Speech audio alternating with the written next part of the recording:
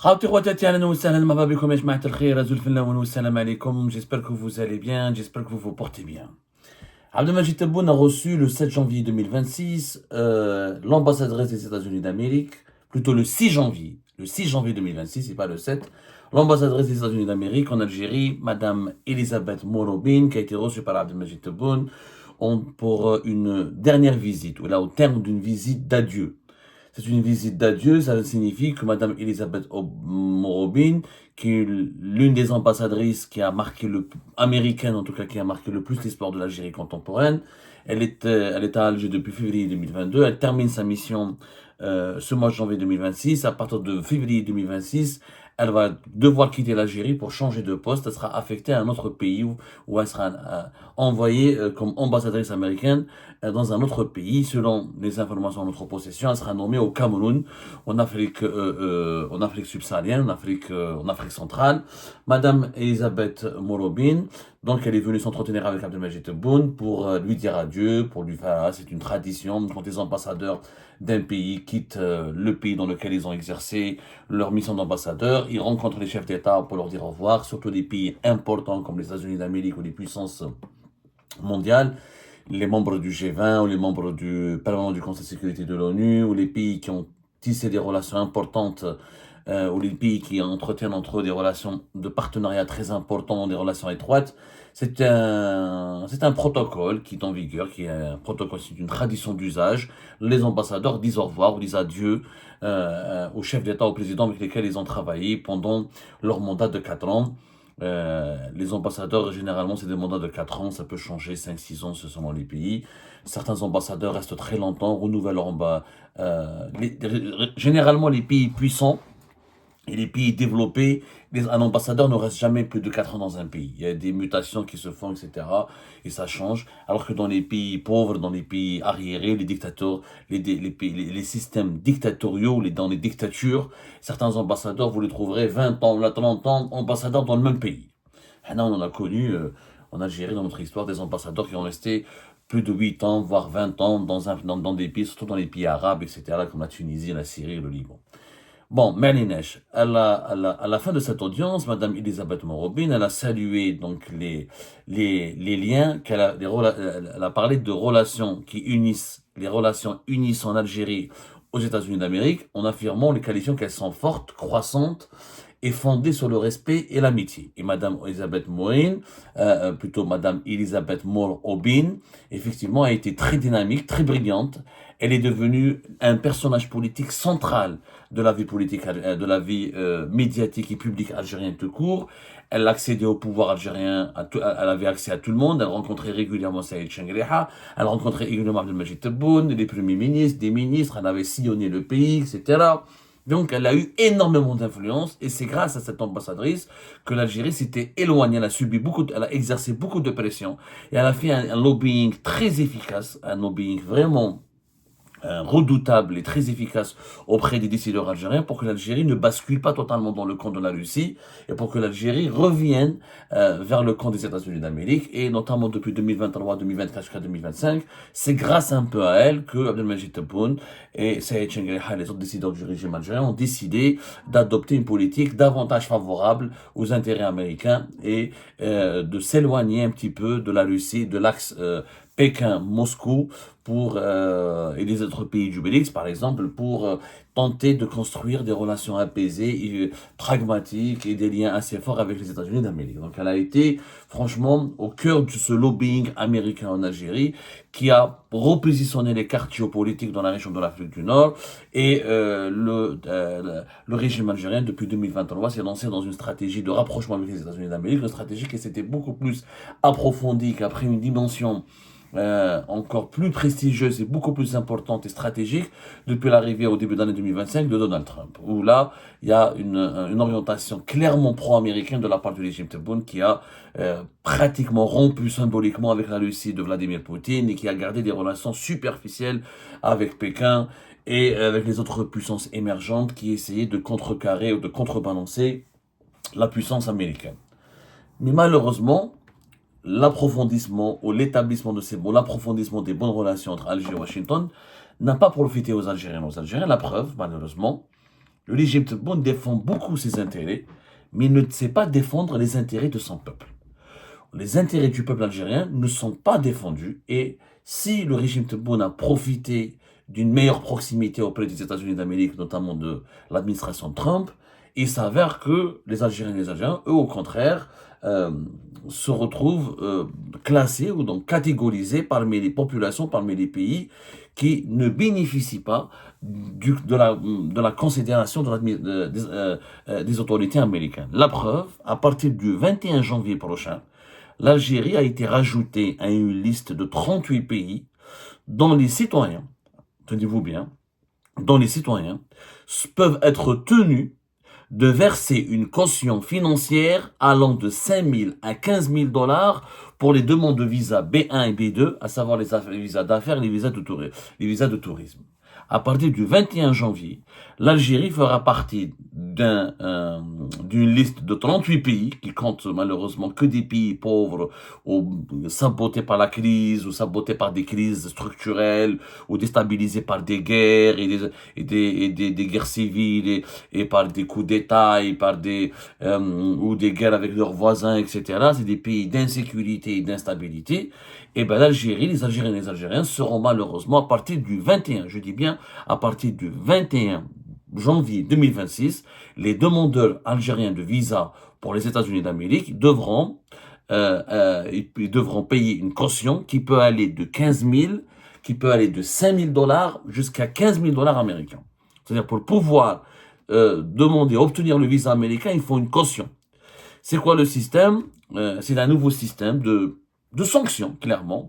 Les Américains, les autorités américaines ciblent des pays qui sont considérés comme des pays pas sûrs, comme pas des pays amis, des pays hostiles aux intérêts américains et des pays qui inquiètent ou qui peuvent être source de fléaux, de criminalité et d'immigration clandestine.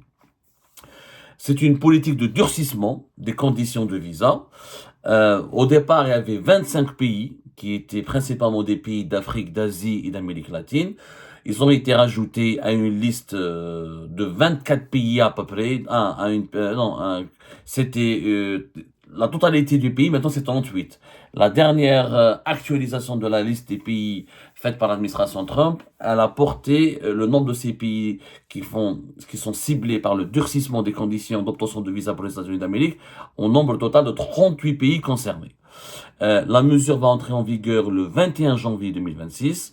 Comment ça va fonctionner? Le montant, donc les demandeurs algériens qui vont demander les visas d'affaires ou les visas touristiques, ils devront donc, c'est par dossier, ou 5 000 dollars, ça peut être des cautions, le montant va varier de 5 000 à 15 000 dollars. En dinar, ça reste quand même une fortune.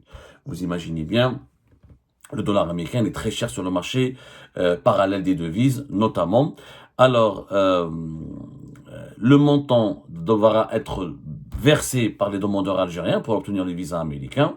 Si la demande de visa est refusée, la caution sera remboursée.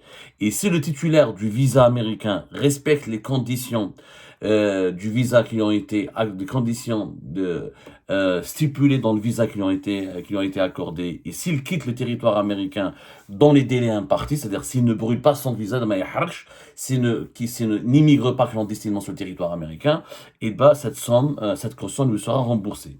Mais s'il ne respecte pas, s'il brûle son visa, comme on dit dans le langage courant, cette caution ne sera pas remboursée et donc l'administration américaine va la saisir. Ça va aller, encore une fois, de 5 000 à 15 000, ça peut atteindre 15 000 dollars, notamment pour les visas à faire.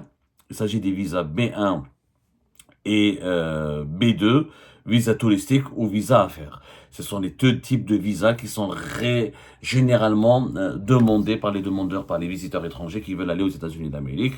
C'est des visas, le visa américain est parmi les visas les plus durs et les plus prestigieux au monde. Et les États-Unis d'Amérique, c'est une terre qui fait rêver des millions de migrants à travers le monde. Comme malheureusement les Algériens et les Algériens font partie des premiers candidats à l'immigration clandestine et que l'Algérie est devenue l'un des pays exportateurs de migrants clandestins, c'est-à-dire beaucoup d'Algériens notamment les jeunes veulent quitter leur pays, s'installer ailleurs dans les pays puissants, dans les pays pour chercher, on va dire, pour essayer de vivre sous des cieux plus cléments. Et comme l'herbe n'est pas verte en Algérie, elle est plus verte aux États-Unis d'Amérique, ça on peut le comprendre, et ben beaucoup d'Algériens et d'Algériens émigrent émigrent carrément et ils brûlent des visas, ils prennent des visas touristiques pour des séjours de 1 mois ou des fois même 15 jours, 1 mois ou 40 jours et ils ne reviennent pas en Algérie. Donc c'est pour ça que l'administration américaine, l'administration Trump a instauré une sorte de système de caution qui va permettre aux États-Unis d'Amérique de sanctionner financièrement les ressortissants des pays qui ne respectent pas les conditions d'obtention des visas pour les États-Unis, pour accéder au territoire américain. 15 000 dollars, c'est quand même cher.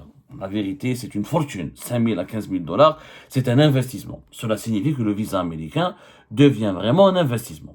Alors, selon les sources gouvernementales américaines, il s'agit d'un nouveau dispositif qui comprend un ensemble de restrictions qui doit, alors, pour obtenir le visa américain, en plus de la caution, il y a des entretiens personnels obligatoires pour tous les demandeurs, la vérification des historiques sur les réseaux sociaux, sur plusieurs années, la fourniture de détails sur les voyages et les séjours passés de demandeurs et de sa famille. Donc, les voyageurs algériens devront payer une caution qui peut atteindre 15 000 dollars, au minimum ce sera 5 000 dollars, mais en plus, il y aura des entretiens obligatoires, c'est des entretiens très approfondis, leurs réseaux sociaux seront vérifiés, et ils seront appelés à fournir des détails sur les voyages et les séjours qu'ils ont passés dans certains pays, et même devront fournir des informations détaillées sur le membre de leur famille. Donc c'est une enquête.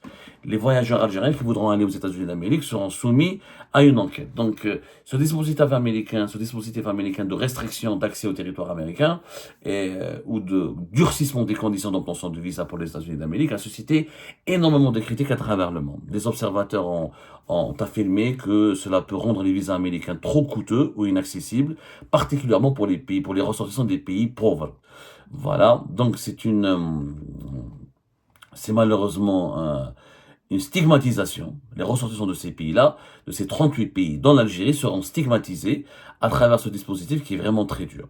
La vérité, on peut pas dire le contraire, il est vraiment très dur. Donc les visas B1 et B2, affaires et tourisme, seront soumis à des cautions, au versement d'une caution financière qui peut aller de 5 000 à 15 000 dollars. Je rappelle que le dollar, comme l'euro, connaît une inflation importante. Le dollar, on va voir quel est le taux de change actuellement. Je crois qu'il est à 244. Voilà, 237. Vous imaginez, 237, ça veut dire que 5 000 dollars, par exemple, je vous laisse faire le calcul, multiplier 5 000 via 237. Et là, 237, c'est la baissée. Il y a 2 semaines de ça, il était à 244. Ça fait 118 000. C'est énorme. يا جماعة الخير. بزاف. راهي أكثر من 10 avec des 100 millions. C'est que 118 millions, c'est énorme. C'est énorme. Vraiment, c'est énorme.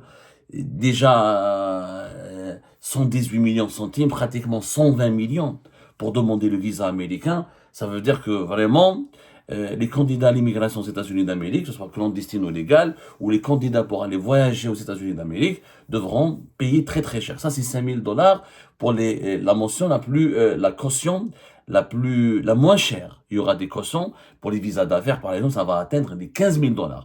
Même un chef d'entreprise algérien qui a un registre de commerce ou là qui a des statuts, qui a une entreprise, il a les preuves qu'il a une entreprise, il est gérant ou il est entrepreneur. S'il veut faire un voyage d'affaires aux États-Unis d'Amérique, par exemple, eh ben, il devra payer une caution de l'équivalent de 15 000 dollars. C'est énorme. 15 000 dollars, je vous laisse faire la conversion multipliée par 237, c'est une fortune. Le visa américain va coûter une fortune aux Algériens et aux Algériens. Tout ça pourquoi? Parce que les États-Unis d'Amérique considèrent l'Algérie comme un pays instable, comme un pays dangereux, comme un pays fournisseur de migrants clandestins et que la coopération avec l'Algérie ne marche pas, ne fonctionne pas beaucoup, ne fonctionne pas très bien en matière de lutte contre l'immigration clandestine. Dans cette liste des 38 pays, elle est publiée par le département d'État américain. Elle est disponible sur le site du département d'État américain. Donc toutes les informations que je vous cite, elles sont vérifiables. Confirmés par les autorités américaines, notamment par des sites officiels du gouvernement américain. Donc c'est une information qui est confirmée, qui a été d'ailleurs reprise par certains médias internationaux. L'Algérie, donc, elle est à la tête de la liste des 38 pays qui ont été ciblés par les annonces officielles du département d'État américain. C'est une liste de pays dont les ressortissants peuvent être tenus de déposer une caution pour les demandes de visa B1 et B2 et qui devront donc être soumis à une enquête approfondie, à des entretiens approfondis et à une enquête même sur leur vie virtuelle avant de pouvoir obtenir les visas. Alors, dans cette liste des 38 pays, nous avons l'Algérie, l'Angola, Antigua, Bangladesh, Bénin, Botswana, Burundi, Cap-Vert, la République centrafricaine, Djibouti, Gabon, Gambie, Guinée, Malawi, Kyrgyzstan, Nigeria, Népal, Sénégal, Togo, Tonga, Turkménistan, Tuvalu, Ouganda, Vanuatu, Venezuela, Zambie et Zimbabwe. Que des pays pauvres, très pauvres, instables, et des pays qui sont traversés par des crises politiques importantes, ou qui sont impliqués dans des guerres voisines, etc., ou avec leurs voisins, qui ont des problèmes politiques en tout cas importants, des problématiques d'instabilité. C'est pas du tout réjouissant pour l'Algérie. Honnêtement, c'est pas du tout. L'Algérie est, dans cette liste, le seul pays arabe avec la Mauritanie. Nous sommes bien nous. Il y a la Mauritanie, Djibouti, elle a un statut presque d'un pays associé à la Ligue arabe. C'est pas un pays arabe vraiment au sens propre du terme. Tous les autres pays, c'est des pays très pauvres en faillite, Venezuela, Zimbabwe, ou des pays de l'Afrique subsaharienne comme la Zambie, le Nigeria, parce qu'il y a beaucoup de Nigérians qui immigrent clandestinement aux États-Unis d'Amérique, il y a une grande communauté nigériane, Guinée-Bissau, Guinée, c'est des pays très pauvres, pratiquement des pays en faillite. Il y a la Côte d'Ivoire, la Centrafrique, République centrafricaine, c'est un pays dominé par le lobby russe, etc. C'est un pays aussi ravagé par la guerre civile. Et certains pays stables comme le Bénin et la Côte d'Ivoire, c'était un peu étonnant, c'est comme pour l'Algérie, c'est des pays qui n'inspirent pas confiance aux autorités américaines et qui ne coopèrent pas suffisamment avec les autorités américaines en matière de lutte contre l'immigration clandestine. C'est une sanction très sévère contre l'Algérie. C'est une sanction très très sévère qui va être mise en application à partir du 21 janvier prochain. Puisque les relations sont bonnes entre l'Algérie et les États-Unis d'Amérique, pourquoi Abdelmajid Tebboune et le chef de la diplomatie algérienne, Ahmed Attaf, n'a pas protesté auprès des autorités américaines? Puisque nous avons reçu l'ambassadrice des États-Unis d'Amérique au palais présidentiel d'El Mouradia. Pourquoi Abdelmajid Tebboune n'en profite pas pour la sensibiliser, pour lui demander gentiment de retirer de la liste américaine l'Algérie, parce que ce serait injuste. Pourquoi? Il n'y a ni le Maroc, ni la Tunisie, ni la Jordanie, ni l'Égypte, etc. Les Algériens, on est ciblés, on est discriminés. Pour moi, c'est une stigmatisation.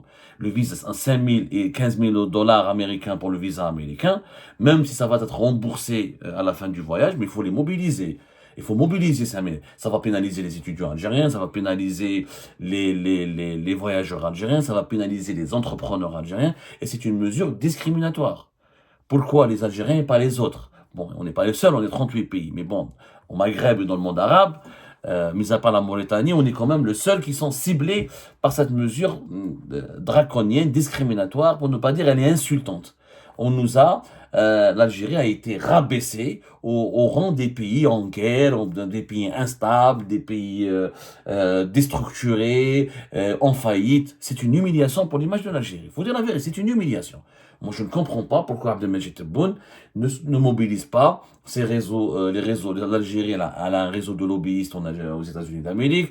L'ambassadeur algérien aux États-Unis d'Amérique, il est très bien introduit, Sabri Boukadoum. Il est très apprécié par l'administration américaine. Pourquoi ils ne font pas leur travail?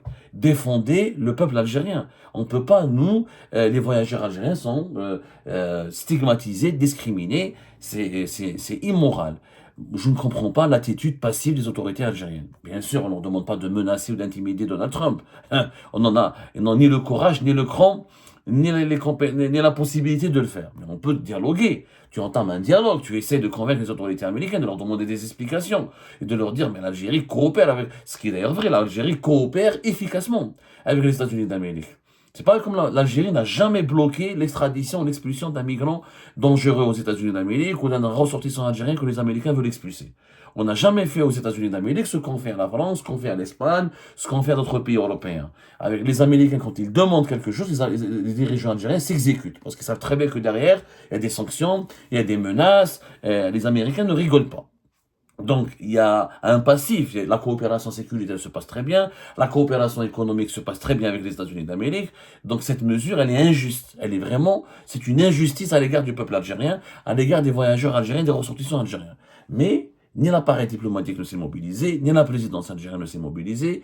Madame Elisabeth Morobine, elle va quitter le pays, et alors qu'elle était la bonne interlocutrice, on aurait pu la sensibiliser ou la solliciter pour qu'elle intervienne auprès du département d'État américain à Washington afin de corriger cette injustice. Bon, voilà. Apparemment, ça touche que les enfants du peuple. Je ne sais pas si les détenteurs des passeports diplomatiques vont devoir payer des cautions. En général, les États-Unis d'Amérique s'en foutent du passeport diplomatique. Hein. Les États-Unis d'Amérique, c'est le seul pays, pour avoir été aux États-Unis, c'est le seul pays au monde, c'est impressionnant, quand on arrive à la PAF, nous sommes nous sommes tous traités sur le même pied d'égalité. Un Français, un Japonais, un Chinois, un Russe. Pour les Américains, tous les étrangers, c'est des étrangers. Il n'y a pas d'Européens, d'Asiatiques ou d'Africains. Un étranger, c'est un étranger. Ils sont tous... Un Algérien peut passer, un Français peut te fouiller, emmerder, peut te refouler. S'il ne satisfait pas une des exigences qui détermine une des exigences pour entrer sur le territoire américain. Donc, je vois que les enfants des dirigeants algériens seront aussi impactés que le peuple algérien par ces mesures draconiennes et très strictes. On aurait aimé que les autorités algériennes fassent leur boulot, s'impliquent et fassent du lobbying auprès des autorités américaines pour corriger cette injustice. C'est une injustice. Cette discrimination, le visa américain, à partir du 1er janvier 2026, va coûter une fortune aux Algériennes et aux Algériens. Une véritable fortune, sans oublier les autres mesures associées. Les entretiens personnels obligatoires, la vérification des historiques sur les réseaux sociaux sur plusieurs années, la fourniture de détails sur les voyages et les séjours passés, c'est-à-dire si un Algérien dit du bien de Hamas et de la résistance palestinienne, bye bye sur les réseaux sociaux, on peut lui dire bye bye pour ton visa américain. S'il a des positions anti-américaines ou là s'il a proféré des insultes, des insultes ou des injures contre Donald Trump, contre les symboles et les institutions américaines, il peut dire bye bye au visa américain. Donc, il y aura vraiment un durcissement très particulier qui va cibler les ressortissants algériens. Et encore une fois, c'est une injustice. Ça démontre que le régime algérien n'est pas capable de défendre son pays, n'est pas capable de défendre les intérêts du pays. Le régime Tebboune n'est pas capable. On n'avait pas ce problème. Le visa américain, on pouvait l'obtenir facilement même. À l'époque de Bouteflika, on obtenait plus facilement le visa américain que le visa pour les pays européens, le visa Schengen. Là, nous avons la preuve que le régime Tebboune n'est pas capable de défendre les intérêts de notre pays, n'est pas capable de bien représenter notre pays au plus haut niveau, notamment auprès des grandes puissances, pour obtenir des concessions et pour obtenir la réparation d'injustices dont seront victimes bientôt nos ressortissants et nos concitoyens. Et ça, c'est très décevant, extrêmement décevant. Nous reviendrons sur ce sujet avec de plus amples explications dans nos prochaines émissions.